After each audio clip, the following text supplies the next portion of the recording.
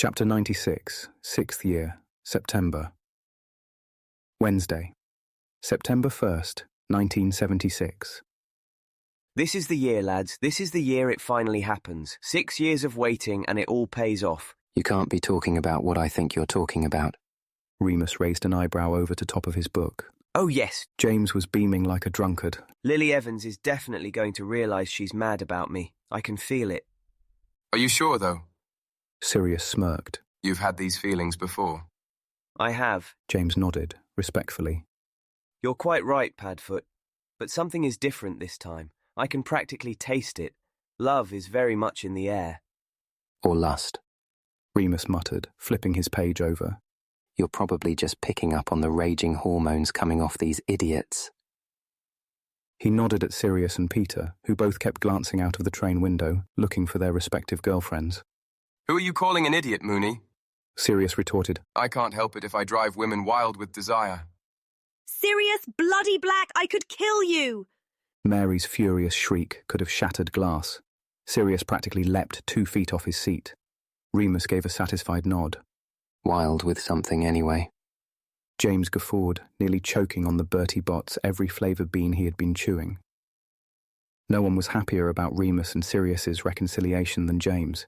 He didn't say anything directly, but as soon as he recognised that his 2 best friends were no longer keeping each other at arm's length, he was grinning from ear to ear, back to his usual mischievous self, and therefore back to sighing over Lily Evans. Lily entered the carriage at this point, just behind Mary, who had burst in like a whirlwind. Lily smiled at Remus and took the spare seat beside him. He smiled back, and they settled in to watch the show. What have I done? Sirius asked, affronted. You really don't know, do you? Mary stood with her hands on her hips, a look of disgust on her face. She looked spectacular when she was angry, her gold hoop earrings jangled, her coal-rimmed eyes were wide and fiery. Diagon Alley! She stamped her foot. Sirius's eyes widened. Bugger! Fuck you, Black! Mary turned and stormed back out. Sirius scrambled up to follow her down the corridor, just as the train started moving. Oi, Mary, wait! I'm sorry. Remus turned to Lily. What did he do? Forgot her birthday. Lily grinned. Apparently they had a plan to meet in Diagon Alley and she waited for 2 hours. Oh, bollocks. James slapped his forehead up. I was supposed to remind him. You're as bad as each other. Lily snorted. Godric saved the girls stupid enough to marry any of you. Has anyone seen Desdemona? Peter asked distractedly. Lily shook her head and the boys shrugged. Peter got up. I'll see you lot later. And wandered out of the carriage. Bloody hell. James said. What's happened to the Marauders? Oi, I'm here. Remus said, returning to his book. My only true friend. James smiled. You'll never leave me for a girl, will you, Mooney? No chance. Remus replied, turning the page again. Wait! Lily yelped, grabbing Remus's shoulder. That's why they call you Mooney? Remus gave her a sideways grin and nodded very slightly. Lily looked amazed. I can't believe I didn't work it out sooner. Hang on. James frowned. Worked what out? It's just an in-joke, right, Remus? Some stupid thing we came up with as kids, no big secret or any... Prongs. Remus shook his head, laughing. It's fine. She knows. James's hazel eyes widened, and he stared at them both. Lily giggled, her eyes teasing, and Remus suddenly saw exactly why she drove James so crazy. You're an idiot, Potter, but at least you can keep a secret. Well, of course. James straightened his back and puffed out his chest. We'd all do anything for Mooney. Remus was really quite touched by that, and had to raise his book to hide his face. He hoped Lily knew that James was being quite honest, and not just showing off for her approval. The compartment door slid open, and Marlene entered. She'd had her hair cut into a neat bob over the summer, like Mia Farrow. It was very becoming.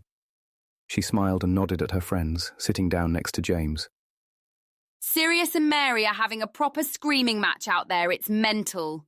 She looked at Lily, then James, then Remus. What have I missed? Mary forgave Sirius by the time they reached Hogwarts on the promise that he would take her for a day in Hogsmeade to make up for it. Remus was pleased. He could honestly, truly say that, without bitterness.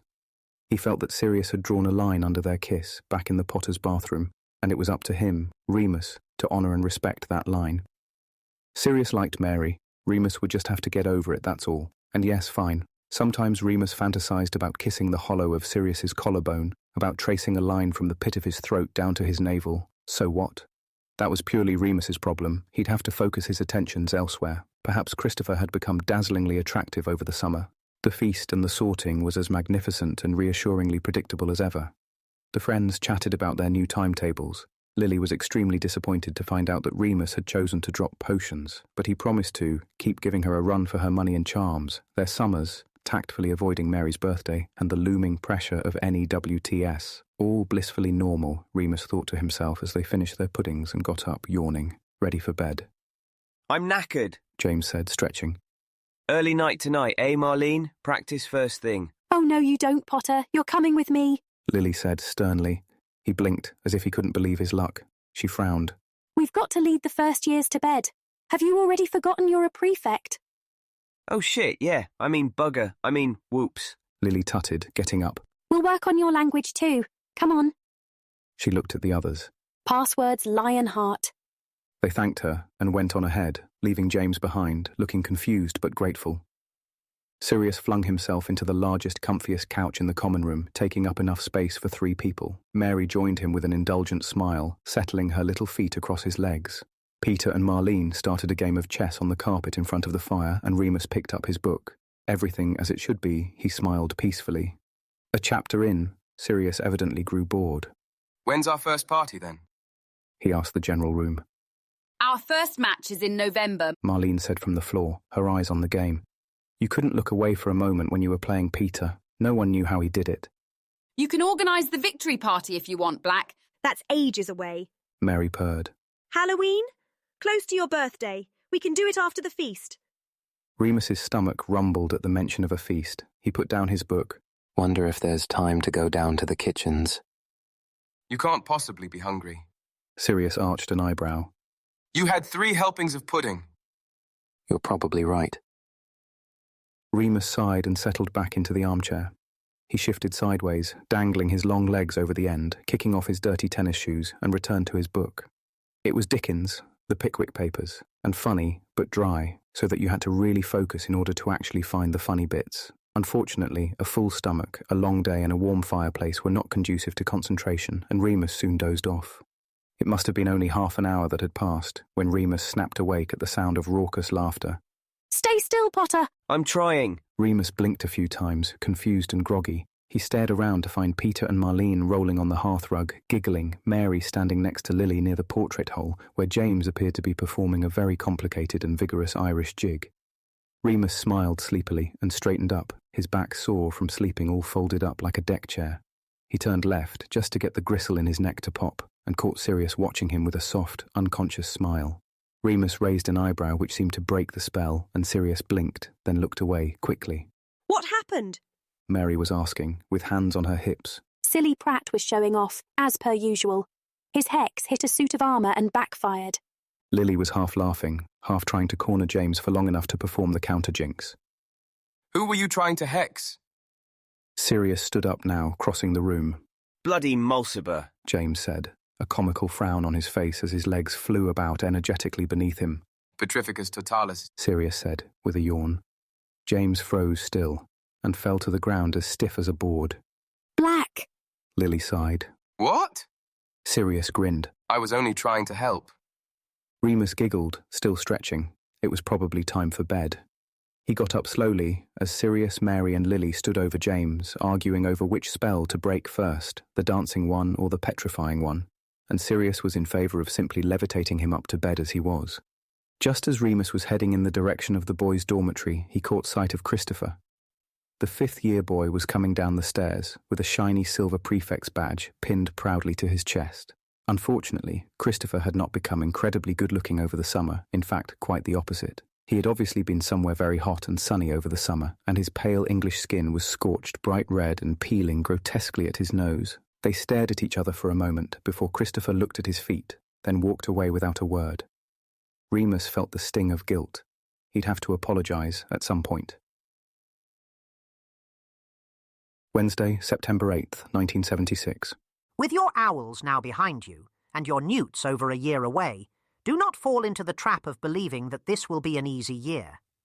Your 6th year lays the foundation for your advanced exams, and the work you do will be pivotal in determining the opportunities available to you once you leave school. Remus fought not to yawn. He might have felt nervous, worried, spurred into action. And he had been. The first time he'd heard this speech. They were halfway through their first week of 6th year, and so far every teacher had performed some variation on this address. This morning, the lecture was being given by Professor Flitwick, and therefore made mildly more interesting because of his squeaky little voice. Remus looked out of the window. It was the full moon tonight, and he was restless. He had a horrible feeling about it, as well as the usual early twinges and surges of adrenaline. It was the first full moon he would be spending with the Marauders since that terrible night in June. It was the first full moon after the werewolf attack in August, since he had run away from St. Edmund's. The murders played heavy on his mind. The family was called Monday. Both parents had been Muggle-born. It had been in the papers, and Remus had read everything he could while he was at the Potters. He'd searched high and low for mention of Greyback, for a picture, a description, anything. If this man was after him, then he needed to be armed with information. But there was nothing. The press wasn't publishing anything more than Moody had already told him. The letter to Ferox had been written for almost a week now. It was burning a hole in Remus's back pocket. He'd been waiting to get a chance to sneak off to the owlery on his own. Dear Professor Ferox, he knew that Ferox wasn't a professor anymore, but he didn't know what else to call him and couldn't bring himself to address him as anything so familiar as Leo. I hope it's okay for me to write to you. I had a few questions and I couldn't think of anyone else who might know. I spoke to Alastair Moody while I was staying with the Potters this summer, and he said you're well. I hope you aren't anywhere too dangerous. Moody told me that the Monday family were murdered by Greyback. He said that Greyback might try to find me and get me to join him. I hope you know I would never join that side. I do want to be prepared if he comes after me, though. Can you tell me anything useful? I don't even know what he looks like. I'm sorry to bother you with this, but you are the only person I can ask, because you knew my dad, and you know me. Thank you, Remus J. Lupin. He knew that you were supposed to end letters, yours sincerely, or yours faithfully, or something like that, but it seemed so silly and formal. He worried that Ferox might think he was trying too hard to seem grown up. Mooney? Wakey wakey? Sirius shook his shoulder. What? Remus looked up, blinking and dazed. Sirius was standing over him, and everyone else was packing up their things. Lesson's over. Dopey. Where did you wander off to? Just distracted. Remus replied. He stood up and scooped his own assortment of quills and parchment into his book bag, getting up. Sirius's face softened. He leaned in and said very low, Is it because of tonight? Are you nervous? Remus gave a sort of half shrug, half reassuring smile. No more than usual. We've got a free now, Sirius said, chirpily. He was very much enjoying his Newt timetable, having dropped 4 subjects. Want to pop round the greenhouses? Nah. Remus grinned. It's okay. I have to go to the owlery. Got a letter to post. Oh yeah? I'll come with you. James has another Ponzi prefect meeting. I swear you never went to this many meetings. Nah. I sort of left it all up to Evans, to be honest. Remus smirked. Of course I wasn't trying to impress her. Sirius laughed. Too bloody right. At least you know where your priorities are, Mooney. Who's the letter for? Do you mind not asking? Remus looked down as they left the classroom, walking with a slightly longer stride than usual so that Sirius would have to walk faster to keep up. It was a cheap trick, but there had to be some benefits to being tall. Oh, of course, mate. Sirius nodded respectfully. Don't mind me, I'm just bored, you know. He had been extremely pliant lately, eager to supply Remus with any allowances he requested. Remus thought he could probably get away with snogging Mary on the Gryffindor dinner table with Sirius's blessing, the way things were. They tramped up to the owlery quickly. With the moon waxing, Remus's energy levels were through the roof, then going single file up the final narrow winding staircase. The owlery was a beautiful place, by anyone's standards, provided you ignored the smell of bird shit, with the very best view of anywhere else in the castle. It was a bright and airy space with high rafters, filled with the soft sounds of roosting owls. Sirius dutifully hung back a respectable distance as Remus selected the sturdiest-looking owl. He had no idea where Ferox was, or how far away, and wanted a bird that was up to the job, attached his letter, and released it through the huge picture window. Sirius was leaning out of the window on the opposite side, staring down at the forbidden forest. How far do you reckon we got last year? He asked. Couple of miles at least. At least, Remus agreed, joining him at the windowsill. Think we could reach those mountains? They're caves, I bet. I used to quite fancy living in a cave when I was little. Me and Reggie were going to run away from home and become cave dwellers. Weirdo. Remus shook his head. It'd be freezing. Yeah, well, you don't think about that stuff when you're 7, do you? I suppose. I never actually thought about running away, to be honest. Lots of boys actually did it, but the police normally brought them back. Matron used to say that if one of us went missing, it was no skin off her nose. She still got paid at the end of the week. Mooney, that's... Remus laughed and moved away. Come on, let's get out of here. I'm hungry. They began a slightly slower descent down the spiral staircase, but had to stop halfway as they heard footsteps coming up. Remus's stomach sank when he saw it was Christopher. He'd recovered a bit from his sunburn, but still had a bit of a hot glow around his cheeks and nose. He froze when he saw Sirius, with Remus just behind him. The two boys flattened themselves against the wall as best they could to let him past. Hi, Chris. Remus smiled politely. Hi. Christopher responded, not making eye contact. Ah. He was definitely still annoyed about the way Remus had spoken to him at the end of last term. Remus had been worried about that, but he supposed he deserved a bit of cold shoulder. The silver pin gleamed on Chris's robes, and Remus tried not to wince. He could feel it in his teeth, a giddy, sick sensation. Well done on getting prefect, he said, trying to sound friendly and encouraging. Yeah, thanks. Christopher nodded. He still didn't look up exactly, but he sort of looked at the space over Remus's left shoulder and gave a weak smile as he passed. The close proximity to the silver was extremely unpleasant, and Remus's head swam, making him dizzy. As Christopher pushed past them both, Remus wobbled forward and had to grip Sirius's shoulder to keep balanced. He had to concentrate on his breathing to avoid fainting altogether until Christopher had reached the owlery and barely noticed that Sirius had slipped a strong arm around his back for support. When he opened his eyes and the wooziness had passed, Remus thought it must only have been a few seconds that they had stood like that, clinging to each other in the shadowy stairway. Must stop getting stuck in confined spaces with him, the logical part of Remus's brain scolded. He realized he had been gripping Sirius's shoulder really quite hard and let go quickly, stepping away and adjusting his robes. Sorry, he said. Took me by surprise. It's okay. Sirius smiled, turning and walking down the stairs again. Another reason to hate prefects, eh?